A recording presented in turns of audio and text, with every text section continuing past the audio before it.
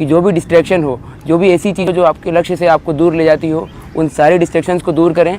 जैसे कुछ लोग सोशल मीडिया पर काफ़ी एक्टिव होते हैं, व्हाट्सएप, इंस्टाग्राम, फेसबुक दिन भर चलाते हैं, मोबाइल पर दिन भर लगे रहते हैं, यूट्यूब दिन भर चलाते हैं, या फिर कुछ लोगों को घूमने का बहुत शौक़ होता है, कुछ लोगों को बाहर की चीज़ें खाने का बहुत शौक़ होता है, या फिर घर जाने का शौक़ होता है, किसी से बात करने का शौक़ होता है। तो ऐसी कोई सी भी चीज़ जो आपको अपने लक्ष्य से दूर करती हो, इन चीज़ों को जब आप यूपीएससी की प्रिपरेशन कर रहे हो तो अपने पास ना आने दें, क्योंकि जब आप अपने डिस्ट्रैक्शंस को दूर करेंगे, जितना आप अपने डिस्ट्रैक्शंस को दूर करेंगे, उतने ही आप अपने लक्ष्य के करीब जाएंगे। मेरा दूसरा एडवाइस ये होगा कि आप अपनी प्रिपरेशन में डिसिप्लिन लाएँ। डिसिप्लिन मतलब सेल्फ कंट्रोल।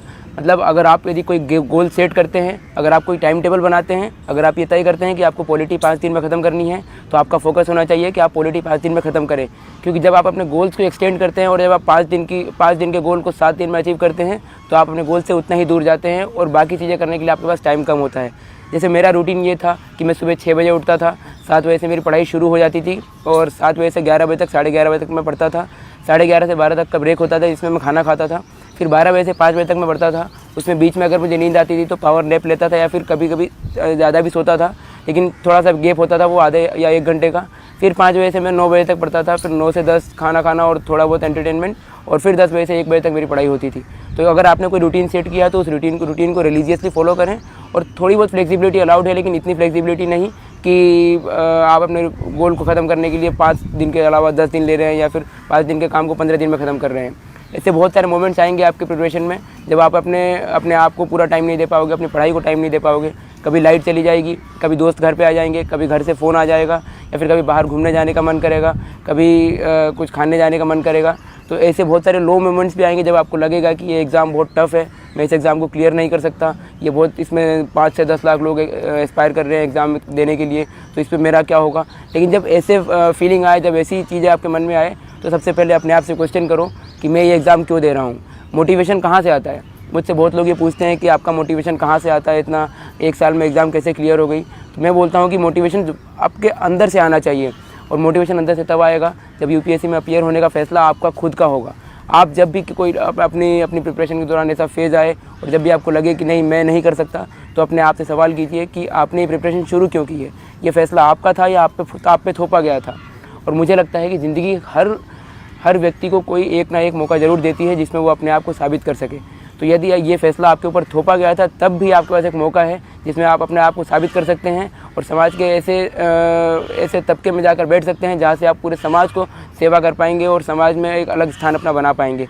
तो ज़िंदगी ने अगर आपको ये मौका दिया है, अगर आप प्रिपरेशन करने के लिए यहाँ आए हैं दिल्ली, या फिर आप घर से प्रिपरेशन कर रहे हैं, तो आपके पास ये बहुत शानदार मौका है जिसमें आप अपनी कैपेबिलिटीज़ को और अपने पोटेंशियल को और निखार पाएंगे, और इस एग्ज़ाम को क्लियर करके दुनिया को ये बता पाएंगे कि आपका एक्चुअल पोटेंशियल क्या है। दुनिया में ऐसी कोई चीज़ बनी ही नहीं जिसे हासिल नहीं किया जा सकता। एक बहुत ही प्रूवन फैक्ट है कि 21 दिन में लोग अपनी आदत बदल सकते हैं। तो अगर 21 दिन में आदत बदल सकते हैं, तो मैं मानता हूँ कि 1 साल में तकदीर अवश्य बदली जा सकती है। तो अगर आपको अपनी तकदीर बदलनी है तो कंटिन्यूअस रिगरस मेहनत करें और मेहनत का फल अवश्य मिलेगा। एक अप्रोच है तो है का मतलब ये कि अगर आपको सुबह उठना है तो उठना है, अगर आपको पढ़ना है तो पढ़ना है, अगर आपको अपनी बुक ख़त्म करनी है तो है, अगर आपको टेस्ट में अच्छे नंबर लाने हैं तो है का जो अप्रोच है कि अगर आपको करना है तो किसी भी तरह उस चीज़ को करना है। और ये अप्रोच अगर आप लाइफ में फॉलो करेंगे तो मुझे लगता है कि कोई भी एग्ज़ाम, यूपीएससी तो केवल एक एग्ज़ाम है, और ज़िंदगी की और भी जो परीक्षाएं होती हैं, जो रियल लाइफ की एग्ज़ाम्स होती हैं, उसको भी आप आसानी से क्लियर कर सकते हैं। अपनी प्रिपरेशन के दौरान स्टूडेंट्स एक गलती और ये करते हैं कि एक ही चीज़ को पढ़ने के लिए, एक ही चीज़ को करने के लिए वो कई सारे सोर्सेज़ का इस्तेमाल करते हैं। जैसे अगर पॉलिटी पढ़ना है तो वो पॉलिटी की एक बुक की जगह 3 या 4 बुक्स पढ़ेंगे। अगर इकोनॉमी पढ़नी है तो एक बुक की जगह 3 या 4 बुक्स पढ़ेंगे। अगर उनको टेस्ट सीरीज़ देना है तो एक कोचिंग की जगह 3 या 4 कोचिंग्स के टेस्ट देंगे। तो इससे मुझे लगता है कि ये अटर टाइम ऑफ वेस्ट है। तो अगर आपको अपना टाइम सेव करना है तो it's better that read 1 book multiple times rather than reading 10 books 1 time. तो इसका मतलब यही है कि अपना टाइम सेव करें, और जितना एफिशिएंटली आप अपनी बुक को रिवाइज़ कर सकते हैं और जितनी कम बुक सोर्सेज के साथ, जितने कम कंटेंट के साथ आप बेटर यूटिलाइजेशन कर सकते हैं, तो वो करने की कोशिश करें।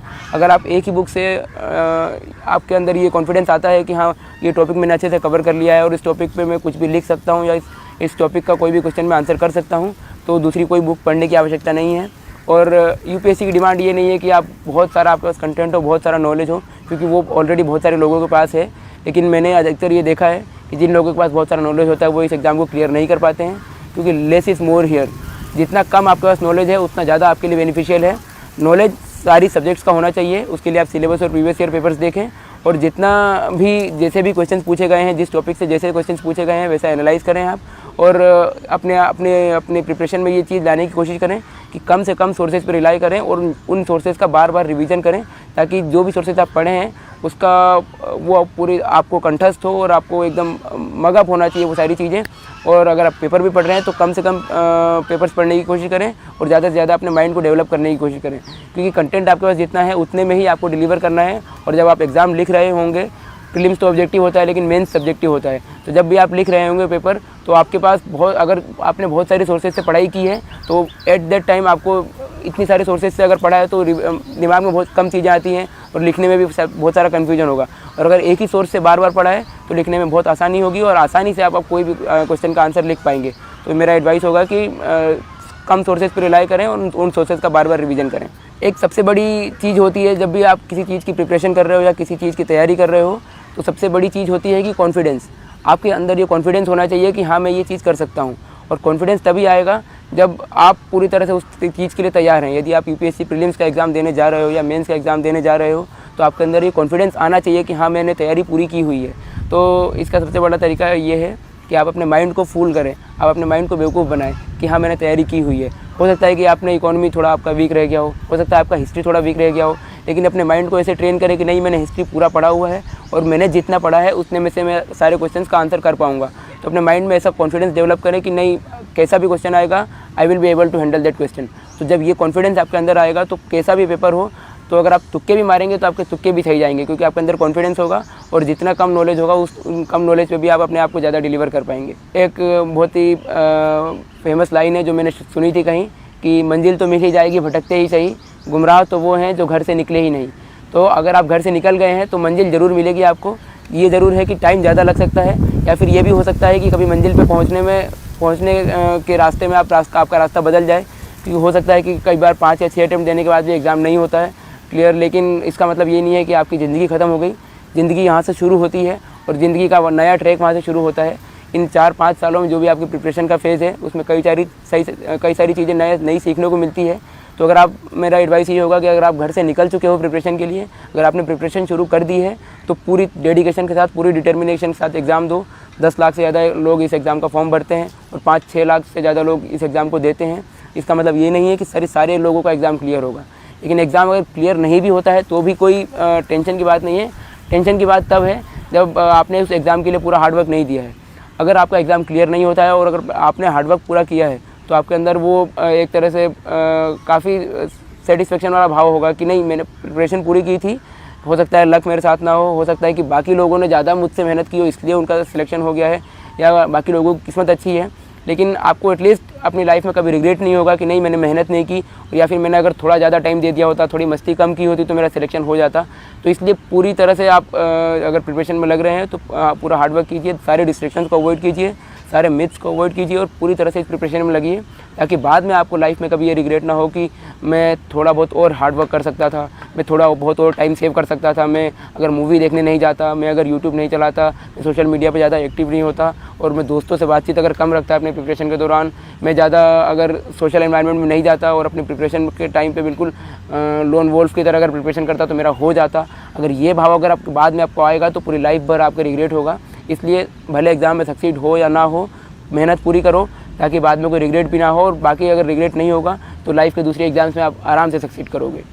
एक और बात यह है कि इस एग्ज़ाम में काफ़ी सारे मिथ्स बने हुए हैं कि कोचिंग करना कंपलसरी है, एक अच्छे बैकग्राउंड से होना ज़रूरी है, IIT या IIM से होना ज़रूरी है और मेट्रोपॉलिटन सिटी से होना ज़रूरी है, दिल्ली में प्रिपरेशन करना ज़रूरी है और बिना कोचिंग के टेस्ट सीरीज़ के, बिना कोचिंग के गाइडेंस के हो ही नहीं सकता एग्ज़ाम। आप Tier 2 या Tier 3 सिटी से आते हैं तो आपका सिलेक्शन नहीं हो सकता। 10th-12th में अच्छे परसेंटेज होने चाहिए, ग्रेजुएशन में अच्छे परसेंटेज होने चाहिए।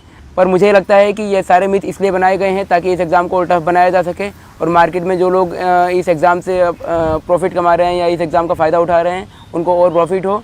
तो मुझे लगता है कि बिना कोचिंग के भी प्रिपरेशन हो सकती है। 10th-12th में अगर अच्छे परसेंटेज ना हो तो भी एग्ज़ाम क्लियर हो सकती है। मैं खुद इंदौर से आता हूँ, ना IIT से हूँ ना IIM से हूँ, ग्रेजुएशन मेरा BCom ऑनर्स में था, 22 की एज है, फर्स्ट अटैम्प्ट में एग्ज़ाम क्लियर हुआ है। तो कई सारे मिथ तो मैंने खुद ब्रेक किए हैं। आप जो इस बार ऑल इंडिया रैंक 3rd हैं, जुनैद अहमद, उनका एग्जाम्पल देख सकते हैं कि उनके 10th और 12th में दोनों में अराउंड 60 परसेंटेज थे। तो 60% यानी एक एवरेज स्टूडेंट। और यदि एक एवरेज स्टूडेंट का भी एग्ज़ाम क्लियर हो रहा है तो आप उनसे प्रेरणा ले सकते हो कि आप भी इस एग्ज़ाम को आसानी से क्लियर कर सकते हो, बस डिटर्मिनेशन चाहिए।